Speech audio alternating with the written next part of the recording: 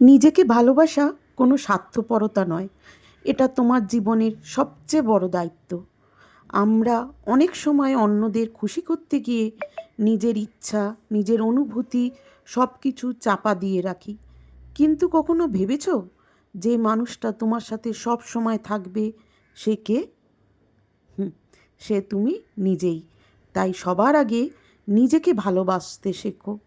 নিজেকে ভালোবাসা মানে নিজের ভুলগুলোকে মেনে নেওয়া, নিজের অসম্পন্নতাগুলোকে গ্রহণ করা। কারণ কেউই পারফেক্ট নয়। তুমি যেমন, ঠিক তেমনভাবেই তুমি যথেষ্ট। কেউ যদি তোমাকে বুঝতে না পারে, তার মানে এই নয় যে তুমি ভুল। তার মানে হলো তারা তোমার মূল্য বুঝতে পারেনি। তাই নিজের মূল্য অন্যের হাতে দিও না। নিজেকে সময় দাও, নিজের স্বপ্নগুলোকে গুরুত্ব দাও, নিজের মনকে শোনো।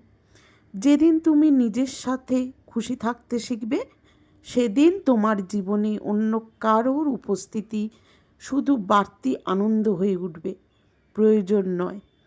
মনে রেখো, তুমি কারো অপশন নয়, তুমি একটি প্রায়োরিটি। নিজেকে ছোট ভাবা বন্ধ করো, নিজেকে দোষ দেওয়া বন্ধ করো, নিজেকে ভালোবাসা শুরু করো। কারণ তুমি যেমন, তুমি অসাধারণ।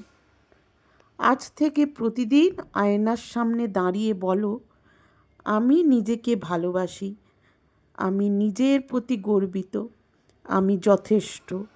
আর দেখবে ধীরে ধীরে তোমার ভেতরের শক্তি তোমাকে বদলে দিচ্ছে। নিজেকে ভালোবাসো, কারণ তুমি তার যোগ্য।